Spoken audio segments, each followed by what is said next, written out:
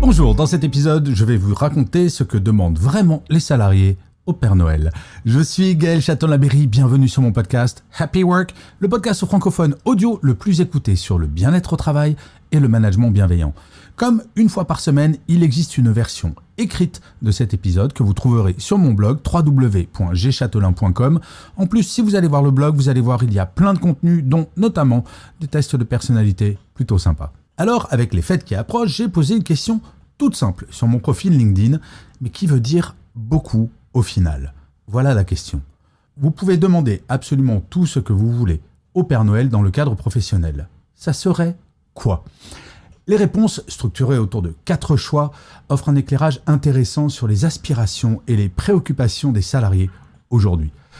Nous allons voir ensemble ce que ces chiffres disent de notre rapport au travail. Alors tout d'abord, avec 45% des voix, la priorité absolue, donc pour presque la moitié des répondants, reste l'augmentation de salaire. Cela n'a rien de surprenant dans un contexte marqué par une inflation persistante, une perte de pouvoir d'achat et des attentes croissantes vis-à-vis des employeurs.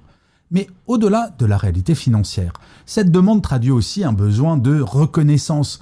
Un salaire à la hauteur des compétences et des efforts investis reste un facteur essentiel de motivation et d'engagement, bien entendu.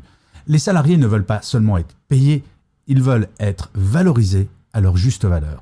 Ce qui est tout de même intéressant de rappeler, c'est que s'il est vrai que la motivation d'un salarié augmente quand il ou elle est augmenté, ce gain de motivation n'a qu'une durée limitée à 6 mois. Oui, vous avez bien entendu, 6 mois. Passé ce délai, le nouveau salaire étant intégré dans la nouvelle normalité du salarié, celui-ci revient sur ses autres sources de motivation pour son travail. D'où le niveau très élevé du point suivant. Selon le sondage, 32% des participants souhaitent carrément changer de poste. Franchement, je ne m'attendais pas à un tel résultat. Ce chiffre interpelle, il reflète le désir d'évasion face à des conditions de travail qui peuvent être décevantes, à une absence d'évolution ou à un manque d'alignement par rapport aux valeurs de l'entreprise, mais surtout à une démotivation majeure. Ce résultat pourrait être lié à l'évolution des mentalités des salariés, notamment avec la montée en puissance des carrières nomades. Les salariés cherchent de plus en plus à donner du sens à leur quotidien professionnel, quitte à tout recommencer ailleurs. Nous vivons une incroyable période de transition depuis la pandémie, et il est clair que cette phase est loin, très loin d'être finie. Pour les entreprises, ce chiffre est une alerte claire. Investir dans le bien-être, l'évolution de carrière et une culture d'entreprise forte devient indispensable pour retenir les talents.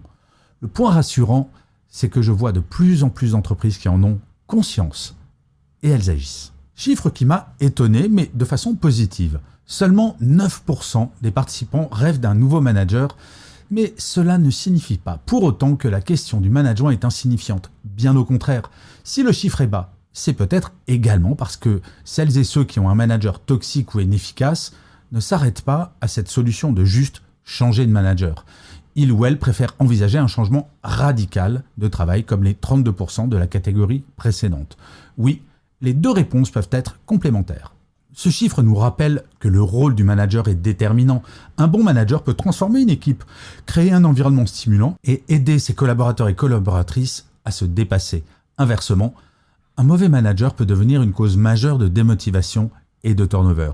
Pour rappel, selon une étude Gallup, dans 50% des cas de démission, ce n'est pas un travail que l'on quitte, mais un manager. Et enfin, 14% des répondants souhaitent une promotion. Ce chiffre peut sembler modeste, mais il reflète une certaine réserve. La promotion ne se limite pas à un changement de titre ou de responsabilité. Elle peut être associée à des attentes plus élevées, une charge de travail accrue ou une pression supplémentaire.